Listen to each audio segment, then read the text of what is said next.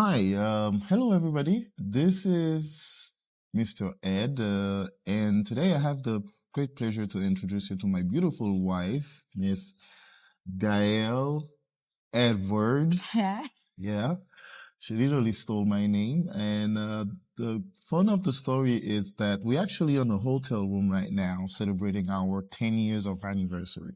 Wedding anniversary. Wedding anniversary. So it's 10 years. So it has been a blessing. Actually, it's 10 years of marriage, but it's actually 15 years of friendship and 15 years of love. Yeah. And we are so grateful for that, for everything that God has done through our lives during those beautiful 15 years.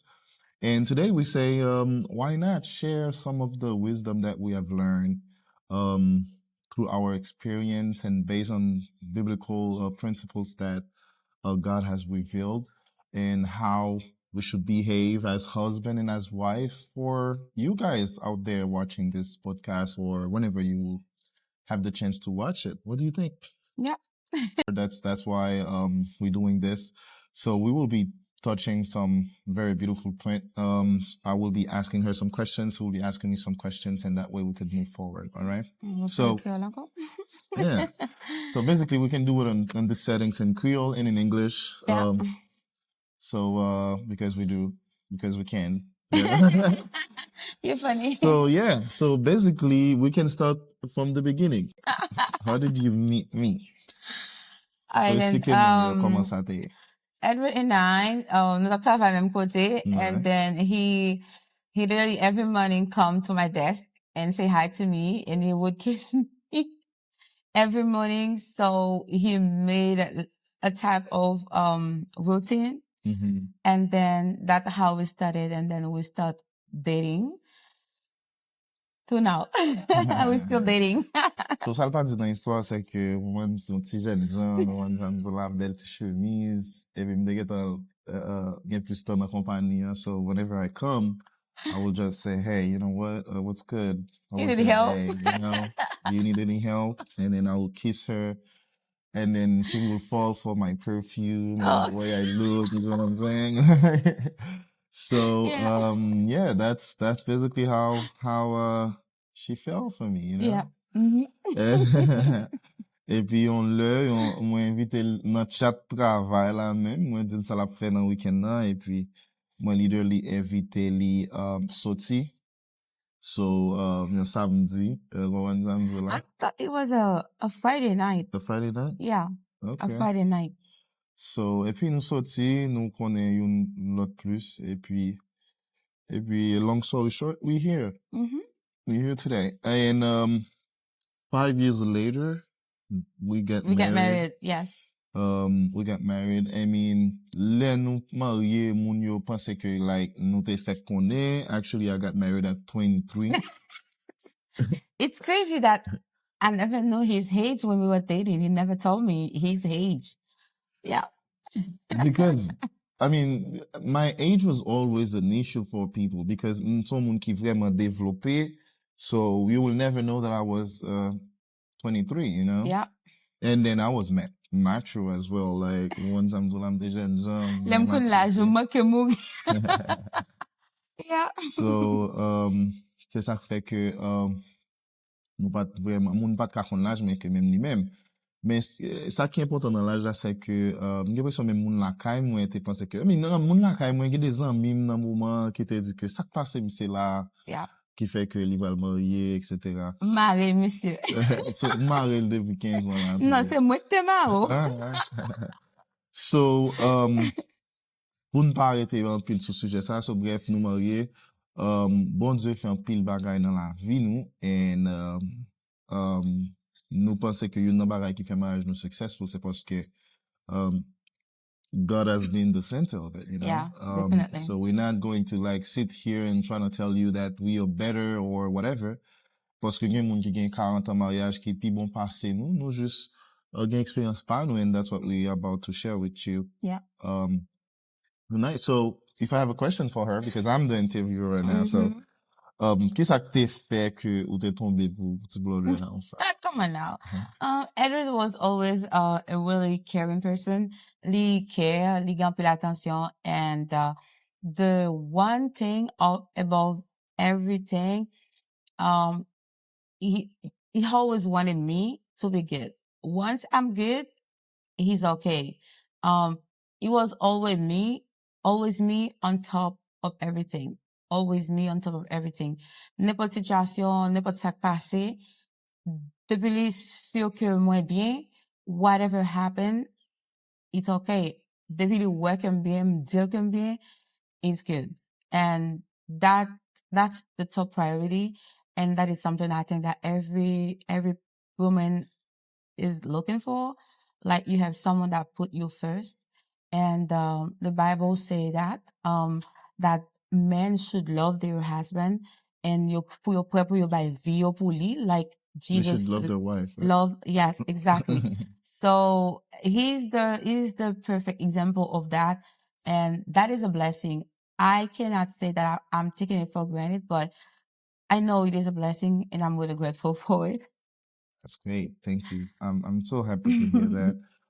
To answer the same question, I'll say that since the first day I met you, you have this genuine sense of humor and kindness with people. I think this is one of the greatest things that I've learned from you. Parce que I am an introvert, so I mean, I'm going to gen do ava kwe sa, but m'de timide an pil. Yeah. And then, madame mwen toujwa fache avem, parce mwen, sa k fè malez, se le mche tan de la kay. Mzou ka ban mwen devan televizyon, ou bien map nan bureau, map fa afè, map travay ti YouTube, mwen map fa afè. I'm not like, banan toujou nan podi. Banan ba e sa, banan toujou nan sek moun, toujou nan podi. But li men non gen do nan market ansan avè la, epi l'ouve konversasyon la moun. Like, depi l'ou moun la, li getan pali. Jodi la nou nan lan me ala, li getan eto di tet li getan fè tout konversasyon. I'm not like that. So I have to learn that from her, though. I have to understand that this is a very great energy that she has, and this is one of the beautiful things that she has that has attracted me from her. And since then, kunya la moun pense que c'est moi qui vin parler un peu, vin parler petit espace kunya. But yeah, I think to answer that question, that was it. And since then, a lot of things happen. Okay. Mm-hmm. So I have another question. So, what is one thing that you didn't know about marriage, and then until you got married? Like, ki bagay ke ou pat konnen avant, ou du moins peut-être que moun te mette nan tête ou avant pour ton mariage, mais l'on vin marié, kounya la ou vin wè que c'est pas ça vrai. Oh, well, I always knew that marriage wasn't like easy, but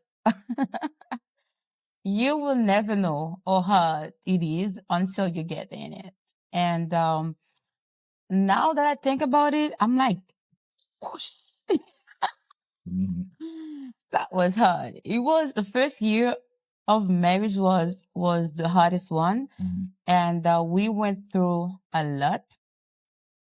Second years was same thing until the third year, and where things started to slow down a little bit. But still, mariage pas facile du tout, et apprendre vivre avec un monde pas facile du tout. Même si il y a un pile l'amour, même si il y a un pile attention, but still, a toujours il y a un pile difficulté pour nous ajuster. And then once you fin ajuster, and then he get really easy. It get really easy. It get living tant qu'on bagay que même ou même le li fait ou pas comprendre comment le fait, but you just enjoy it. So yeah, until you get married, même si tout le monde a dit mariage dur, et mariage belle, etc. Tout conseil que monde capable qui est vrai, yo tout c'est vrai, but je pense que chaque mariage c'est une expérience qui est unique à lui-même, puisque chaque monde c'est monde qui est unique à eux-mêmes. Donc mariage pour l'un, là toujours une expérience différente de par l'autre monde, but it is hard. Yeah, it is. Well, I don't want people to, I mean, this is the goal of the podcast. Mbavle moun yo pe mariage, and well, di nou ki sa. I hope that from what she said, you don't take it that way. But for me to answer the same question, one thing I didn't know about marriage is I didn't know that we had to compromise, which is a very great thing.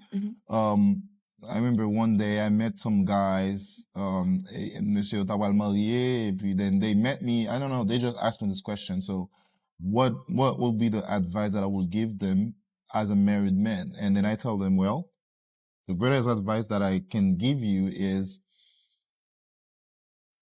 be ready to compromise, you know? Yeah. Be ready to compromise. Gen mot sa ke m toujou itilize, ke m toujou kembel depi lem kon sa vle di, à travers mariage, nou se concession. I was about to say that. So, that's what I mean by be ready to compromise. So, Yeah. des fois, jan madame ne di a, so, le ou mari avek yon moun ko pat konen ou gen defo, ke li menm li gen defo, ke nou pral oblige mette tet nou ansam pou nou accepter defo yon lot, it's gonna be hard in the beginning, poske ou tap viv pou kontou, ou pat gen moun bo koto ki pou ap djou ke pyo senti mariage. Ou pat gen moun bo koto ki pou ap djou, yo, ramase varay yo a teya, and so on and so forth. And then kounya la ou konen ke ket ou oblige ap veye, pour moun pa vin dou sa, ou oblige comme si ou toujou don veye de tête tout.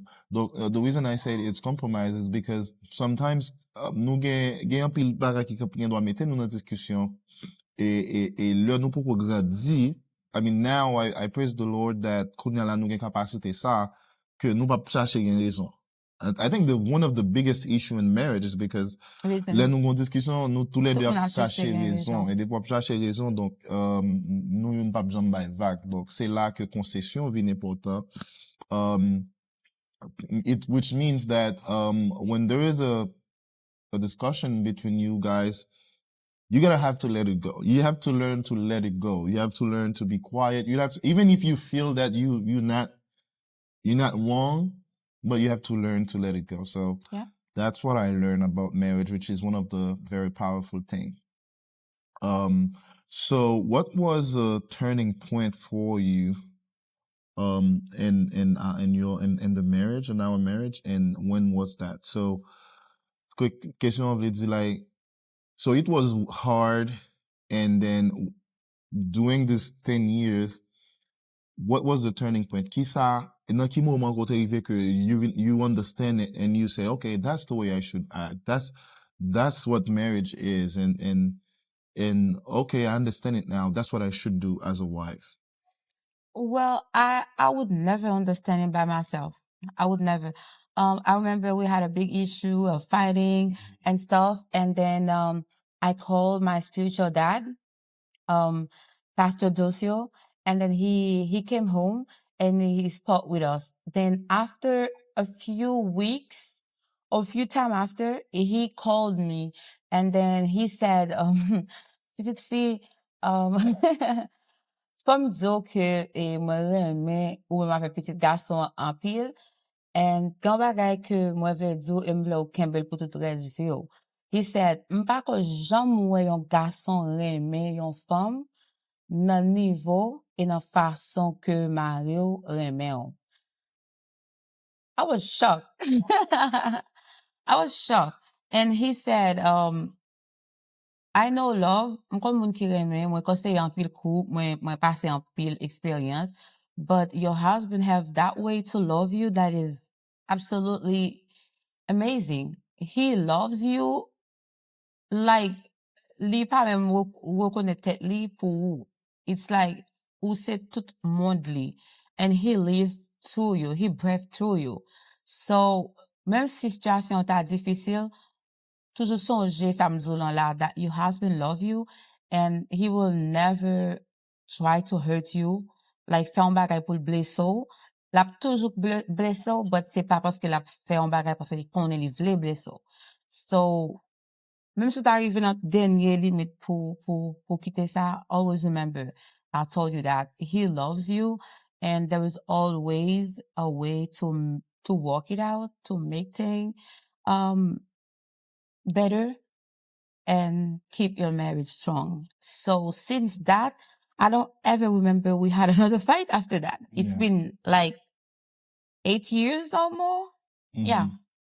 it's been like almost 8 years, and we never ever really had that type of fight we had that day. And that's where our marriage took a different point, a different turn, and nous commençait vraiment à comprendre. And one of the things that they taught us is like, pas remen Edouard pour qualité, but remen pour défaut. I was like, what? Yeah, because lo remen an moun pour qualité, défaut yo a fora il. But sou remen pour défaut, and then qualité yo c'est un bonus. That's deep. So yeah, so I started love him for every single reason that I should leave him.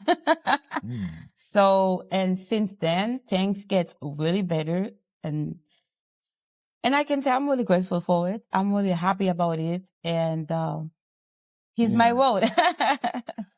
So to answer the second question, I think my turning point is you see what you said in the beginning, that for me, growing up, there's a lot of stuff that I'd never had, you know.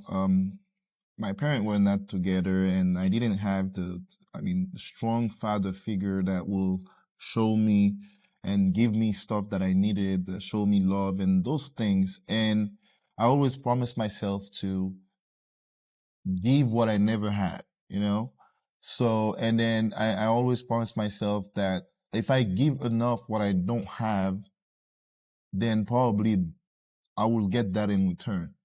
So that's why in a relationship, since the first time we met, I remember that you mentioned that why you want to make sure that I'm good, you know, that was surprising for you. I'm like, I don't care if I am good. I just care that you're good, because if you are good, then I'm going to be good, because your smile and your behaviors and all the others and so on will make me be good. And the turning point for me is that I was doing that through the whole relationship, but my wife had some stuff that she had to work on, and I had some stuff that I had to work on, until she really realized that after a big fight we have, and then I see that, we were about to break up. Like, we never actually break up. We don't play this game like, oh, I break up, come back. We don't do that. You break up with me. Yeah, this was so huge that we were about to, I think I spent like 7 days out, and I really was like,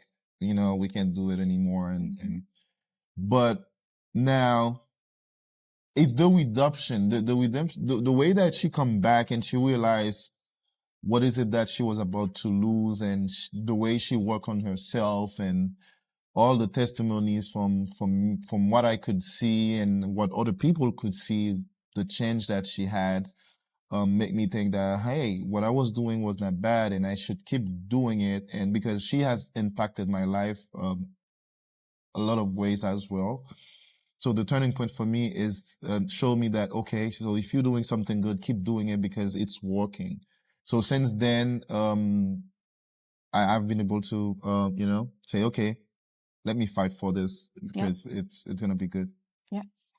So on Ephesians 5:22, it says, wives, submit yourself to your own husband. And in Proverbs 31st, it says, a portrait of a strong, godly woman. So, nan langage pa nou, ou jwen tapre la Bible, kotou li ka di, ki jan pou on femme mariée ta supposé comporter vis-à-vis avec maril. Et d'après la Bible, li mande fia pour li soumettre en bas mari, en bas autorité mari li, et ensuite pour li comporter en tant que yon potomitan et nan ka la ou zwen nan foyer. Donc, ou même ki jon wè ça, et surtout si nou va kon ça, this is pastor derrière. Et moi c'est mari pastor.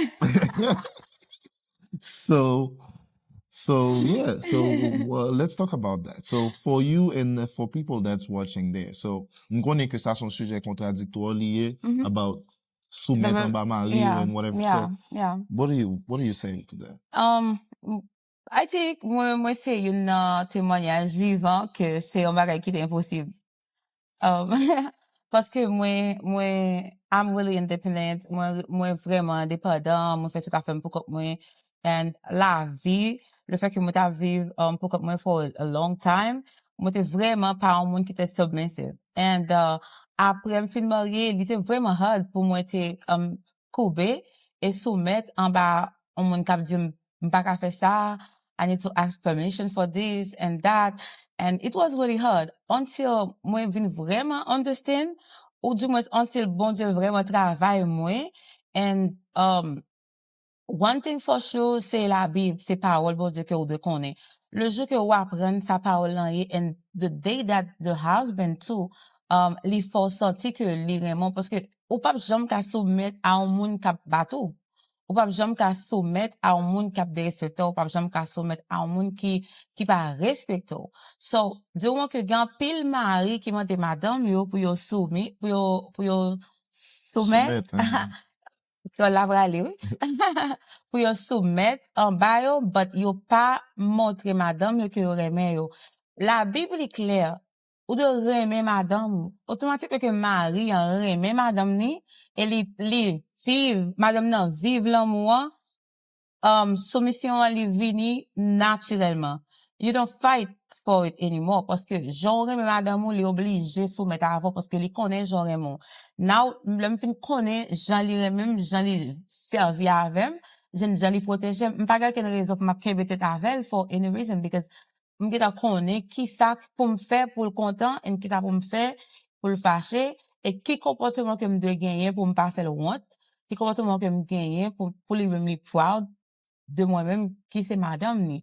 So, m'pense que soumission c'est la vie pure et simple automatiquement que ou voulez que mari ou li fier de ou. Que côté le arrive il est fier pour parler de madame ni.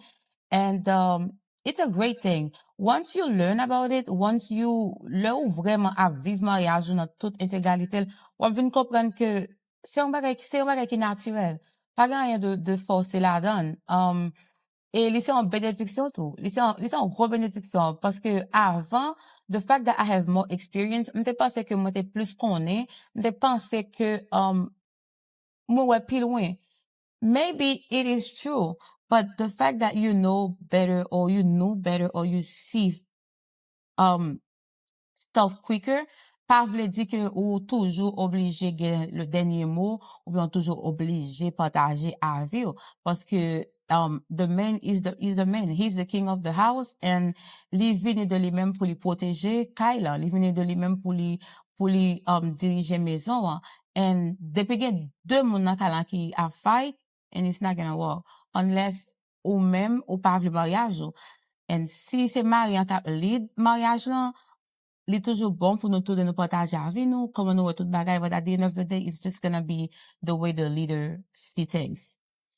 That's so wonderful. Yeah, that's deep.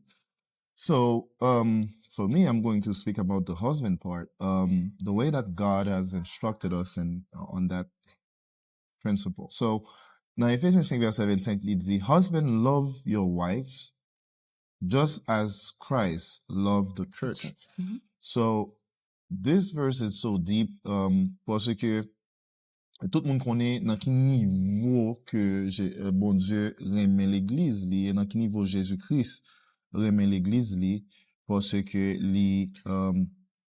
Jésus-Christ vraiment bail la ville pour capable sauver l'église li, il fait sacrifice pour sauver l'église même si ça t'est dû, but li pas garder tête li sacrifier tête li passer à travers toute amertume juste pour l'église li qui c'est nous-mêmes capables sauver.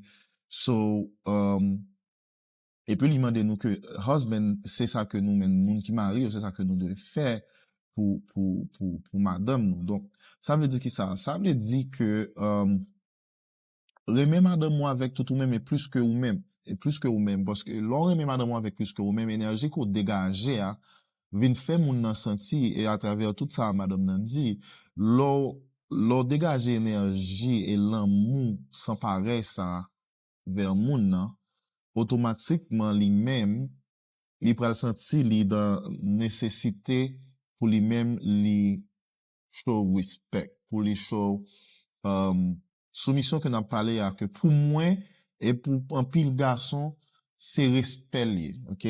c'est respect li. Et m'toujou bay, chaque fois m'gen chance pour me parler avec un groupe, m'toujou bay, dame yo, c'est pour ça. M'di yo que si yo te comprenne, rôle yo, et qui ça la Bible mande, on garçon seulement chercher un respect. On garçon seulement chercher que senti que li important.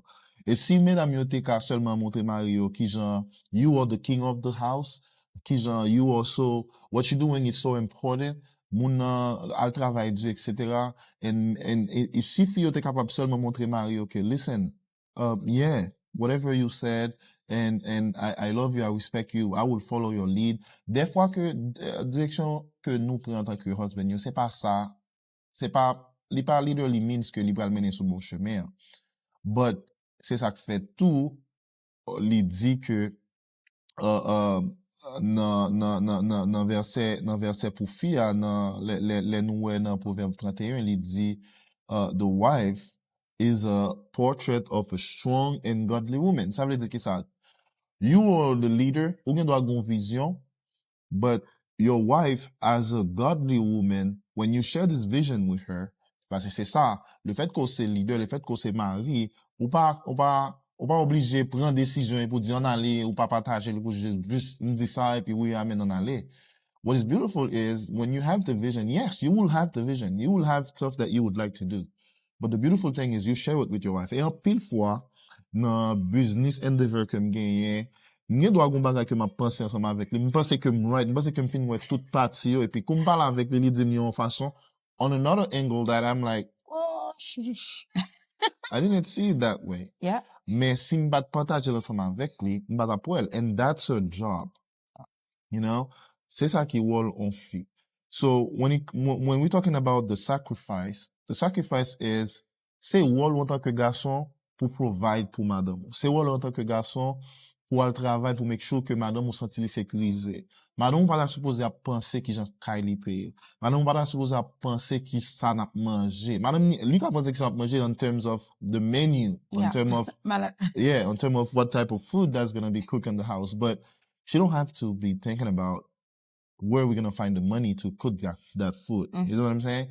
So, on suppose le sacrifice là veut dire que même s'il est dû, même si le travail qu'on va faire dû, ou supposé faire pour provide, même Jean Jésus-Christ est passé à travers toute l'humiliation et amertume, just to make sure que we're good right now. Yeah. So I think that the sacrifice that we're talking about as a husband, and then si nous-mêmes, en tant que mari, nous aimons madame, nous sommes prêts pour nous faire n'importe bagaille pour lui, nous prêts pour nous protéger, nous prêts pour nous travailler dur, pour nous battre ça le besoin, nous prêts pour nous former tête, nous représenter, tout côté le passé pour le faire, pour parler de nous en tant que mari, même genre ça tout. Parce que c'est pas seulement mari qui t'a aimé que madame ni belle.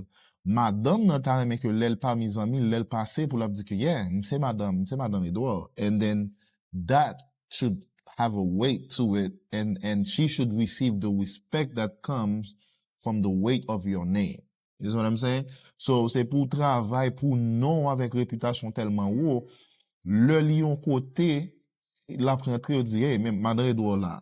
You know, automatically, moi, madame m'a dit ça, m'pas besoin là, et madame mon côté, toutes amis m'a dit, hey, madame Edouard là, ranger qu'on nous, ouais, pour yo traiter là avec l'autre façon. Yeah. Like, I don't need to tell them that. C'est juste, façon yo ouais que me traiter le devant yo, façon yo ouais que nous traiter each other, Yeah. then, even if I'm not here, when she's there, you will treat her with respect. Yeah. And that's the goal. Si ou aimez madame ou avec intensité ça, ou bal énergie ça, ou fait sentir que li safe, et au mariage qui a une communication la donne, j'aime dire là, le fait que c'est chef, pas veut dire que ou prend décision pour tout. En pile fois que moi prends décision pour compte moi, sans moi pas consulter, we fail. 95% of the time, he failed. We failed, yeah. He failed. And I could have avoided it, you know. En pile fois que m'attend des monde yo, mon pas garçon. Comment faire original de madame, pas garçon, mon cher, c'est toujours madame. But I'm telling you, right now we're celebrating 10 years, and this is one of our secret, to nous that. toujours consulter each other avant nous faire n'importe bagaille. Yeah. Exactly. So, one of the other thing that, as Christian, that has helped us, I would say, is, that I could share with those watching us today is praying together is strong. Yeah. You know? What do you say about that? I think that's the greatest revelation. Parce que là nous prions ensemble, nous avons un rapprochement qui fait parce que leur prière ou gon faiblesse devant le maître. And les créer en connexion entre eux-mêmes, bon Dieu et conjoint. So, là, nous chita ensemble, nous gon projet, nous parler de lui, et nous disons nous parler prier.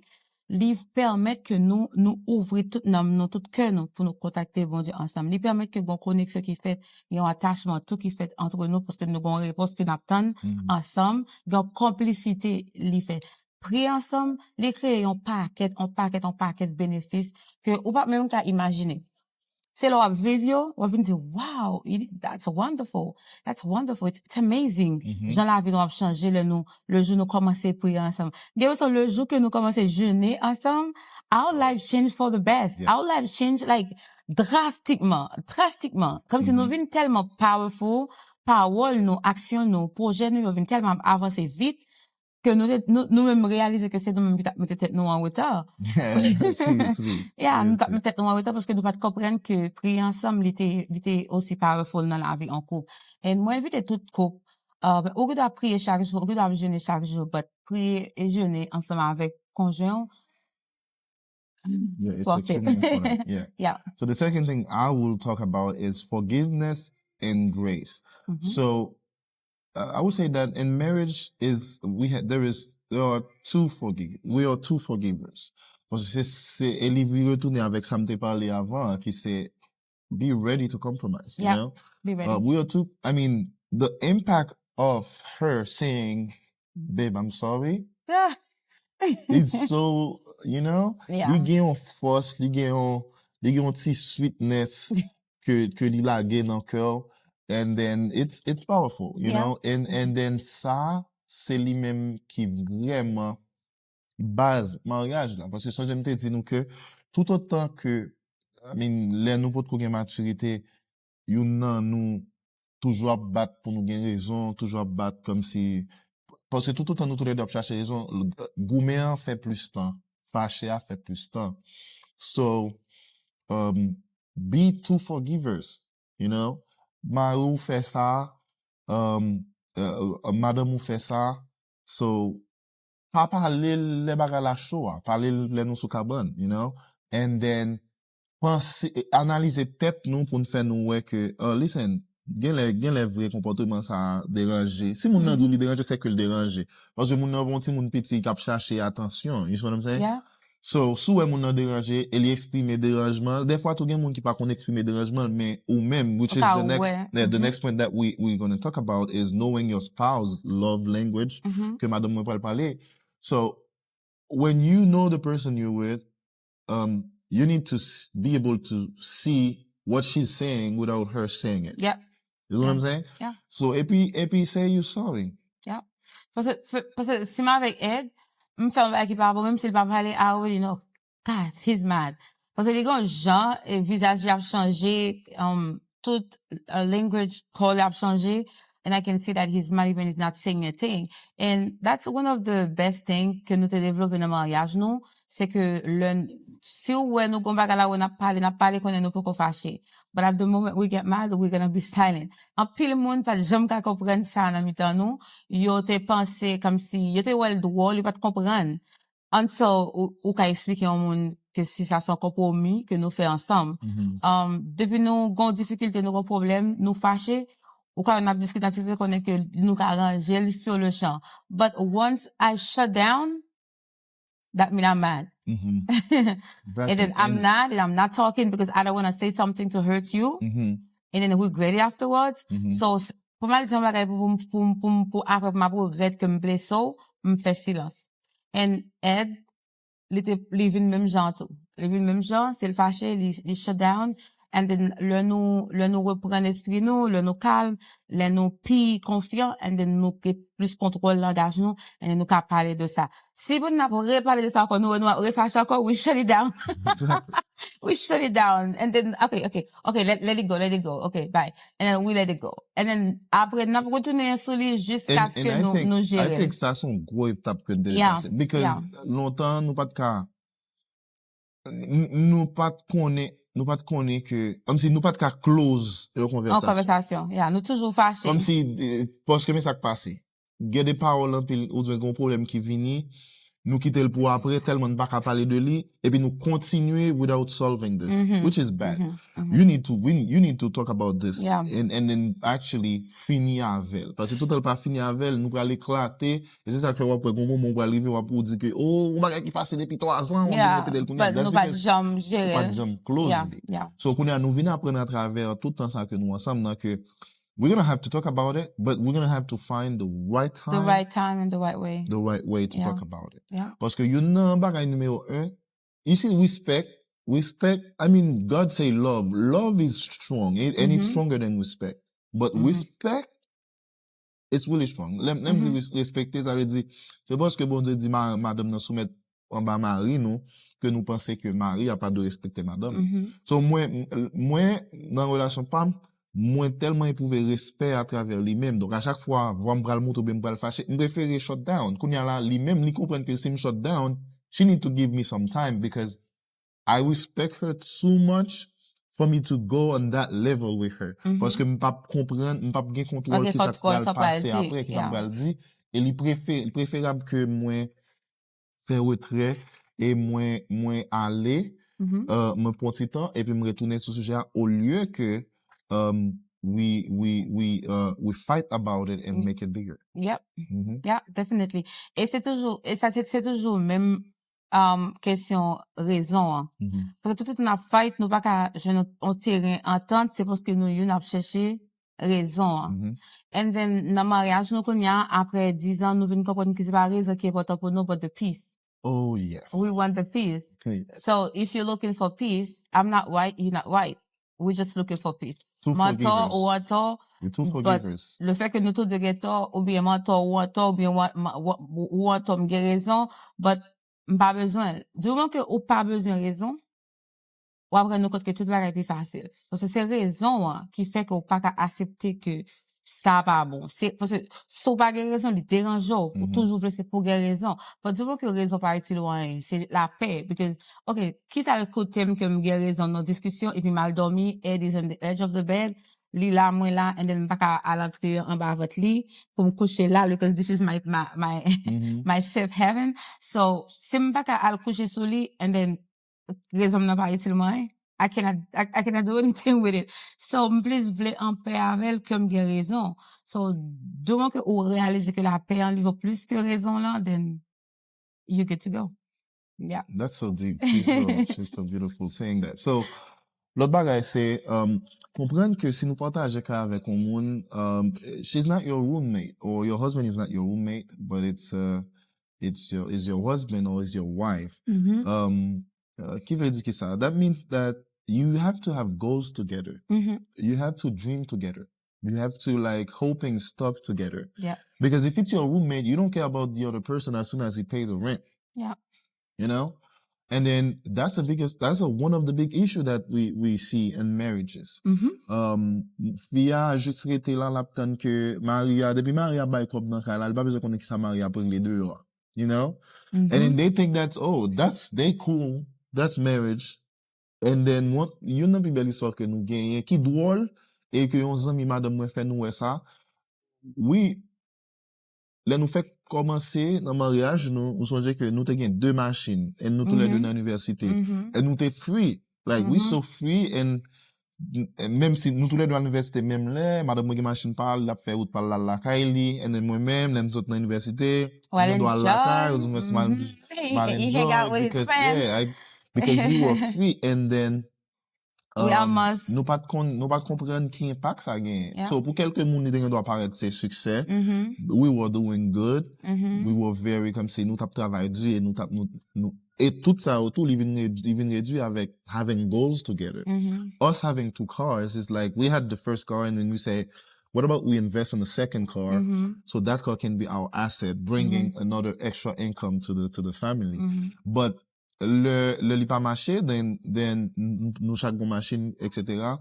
Donc, qui vient faire que, moi, prends un sujet ça pour montrer que, so, communication and mutual goals is important.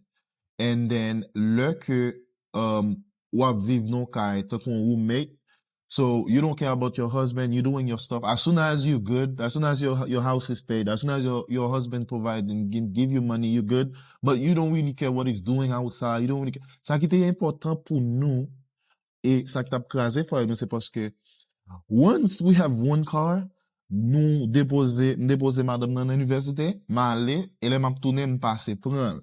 So we have the chance to be together. Nous au lieu que la liga out à 100 millions, so nous à liga out ensemble, nous allons manger ensemble. Ça veut dire que, lui vont manger sous moi vont manger sous lui, nous plus proches. So nous pas roommate, nous compte ça qui passe dans tête l'autre, nous compte ça qui passe non. Et amis tout viennent jeune moins ce côté pour yo pénétrer dans mitan nous pour créer division et influencer attitude lui. Exactly. So madame moi représente qu'on y a la madame Malheureusement, travail mon seule fois, li kon non tout monde qui dans travail mais li kon tout ça qui passé. And the same for her because she's not my roommate. We talk about literally everything, you know, literally everything. So, at this point, the key to that is communication. Communication and it's key. Be friendly with your person, and then pas venir faire parce que nous éclairer et que pas vraiment marier. I don't feel trapped. Madame moi pas fait me sentir que comme si m'obligé de dire côté aller, m'obligé de baller rapport, etc. But she want to know what's going on, you know? She which is good, which make me feel comme madame, comme pas mon roommate. Because if it was a roommate, I wouldn't care about what you're doing. You know? You know, dernier bagage que moi veut dire c'est tout, pas tomber dans routine qui vient rendre nous ou pas de surprise encore une pour l'autre. Mariage c'est on fight, on daily fight que ou goûter pour venir plus bien, pour venir better. C'est vous toujours mettre en tête que vous voulez toujours impressionner Mario, toujours impressionner madame. Like toujours voulez pour foncer de bagage pour Edouard étonner de attitude moi pour étonner des sujets de conversation qui va m'intéresser des bagages dans monde li qui va m'intéresser but I look for them, I learn them, c'est parce que me voulais parler avec pour conversation moins avec lui intéressant parce que c'est la parole bagage avec pas comprendre dans les airs li vinn que li vinn fait que nous pas rien pour nous dire. So faut toujours chercher connaître qui ça qui intéresse madame ou qui ça qui intéresse Mario, then you learn about it, not for you but for him or for her.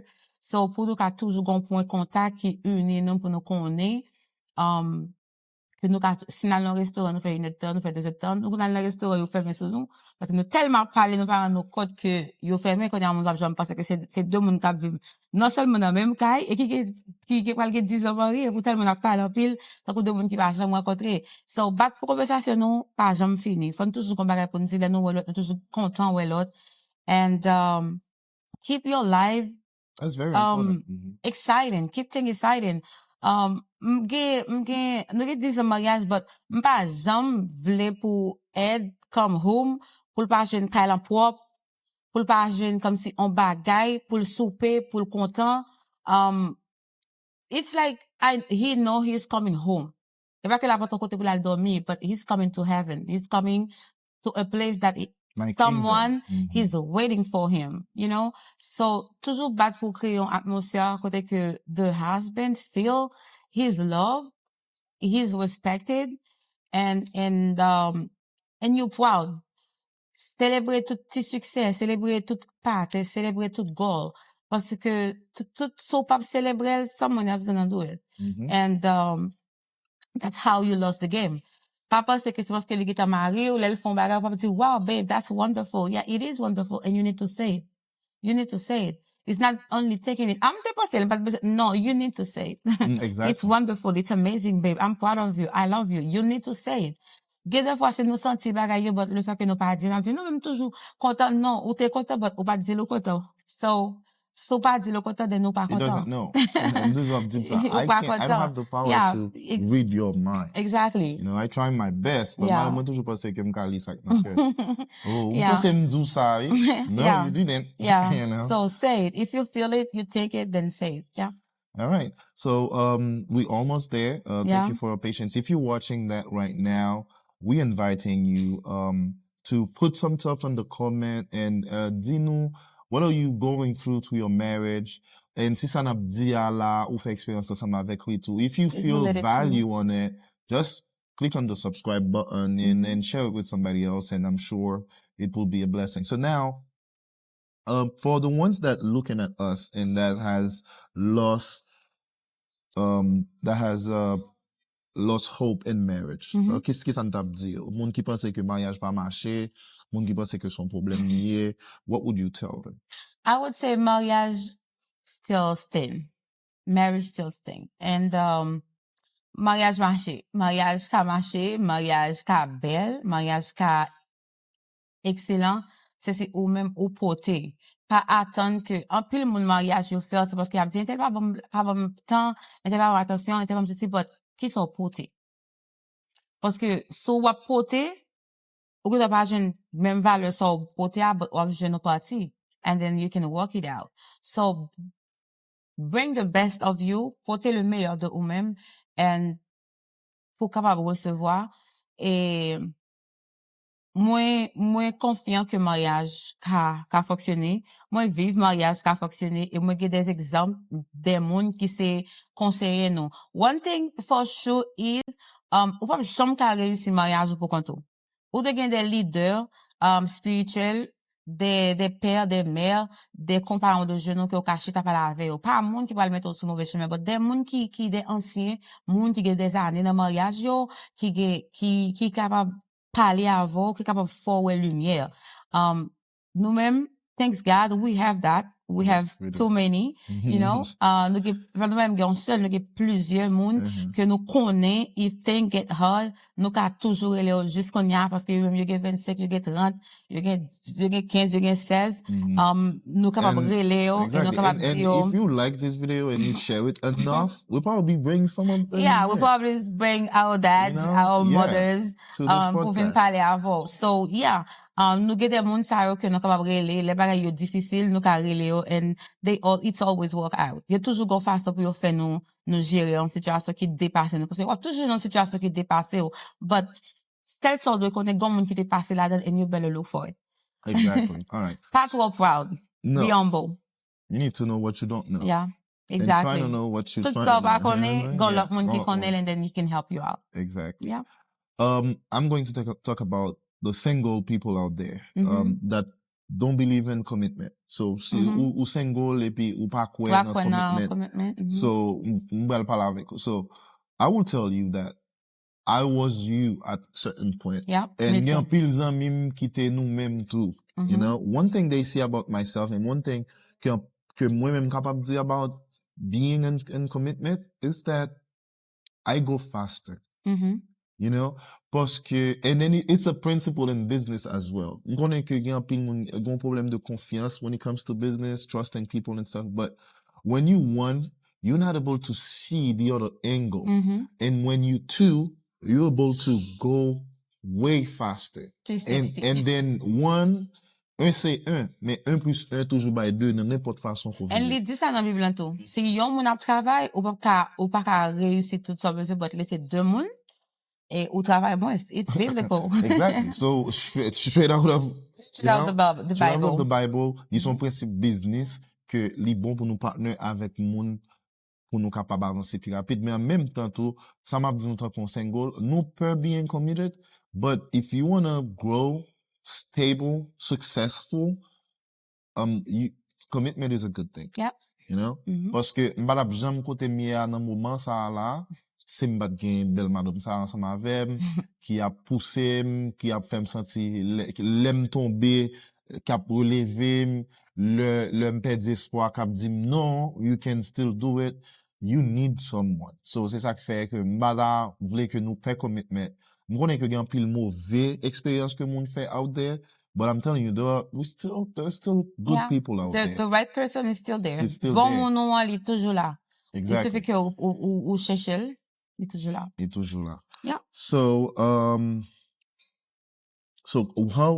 what could you say, since you are the pastor, I'm waiting on this, huh? So how's the world's way fail, but God's way work? Well, God's way will always win. Would bon Dieu, en parole bon Dieu a toujours été oui et amen. Le monde a toujours fait le contraire, parce que il n'y a pas que monde là, méchant, piraille, c'est mariage, parce que c'est premier ministère bon Dieu mettez. And if you fail in it, then it's difficile pour réussir dans tout l'autre ça que va reprendre. So, toujours compter sur parole bon Dieu, toujours compter sur promesse bon Dieu fait monde qui marié, and prier, mettre en application ça que vous apprendre de la parole, and 100% is gonna work out. La marche quand même. Même si t'as bagay yo difficile, pas de espoir, no, it's just a way to get there. Okay? C'est un chemin, un désert pour arriver quand on peut aller. C'est pas parce que la vie finit. Parole bon Dieu toujours été et demeurer ferme. Bon Dieu qui t'a créé, famille, li prend soin famille toujours. Li bénit famille toujours. Li exauce ses prières famille toujours. And, ou ça c'est ou même pour le pas répondre. Il suffit que vous croyez et ou gagne plus patience. Si mon Dieu dit nous aimer madame nous, c'est parce que c'est ça qui est principal. Si vous aimez madame nous, automatiquement la marcher. Si madame nous respecte et soumet en bas maril, la marcher. So, allemand de tout l'autre monde qui gagne 25 ans, 30 ans, 40 ans mariage, ou après ça, y a dit que tout ça a été fait, c'est dans les mains, et tout ça, madame, a été fait, c'est faire maril sentir c'est roi et soumettre en bas maril. That's the principle. That's the principle. So, to close, my wife is very cool. We have to close that. So, we are inviting you guys to pray together. Yeah. Pray together. This is extremely important. She literally described it very well. And we encourage you to be in the Bible. You know, go read those chapters, you know, go search what God has said about those things. And n'importe que ça, mon Dieu dit, il est en dit dans la Bible, c'est le principe que si nous suivons, tout va marcher. Comme ça, là. Et puis, nous-mêmes, non seulement, depuis là, nous fait crémer, nous toujours admettre que nous, c'est des étudiants qui apprennent tout autant d'am grandi.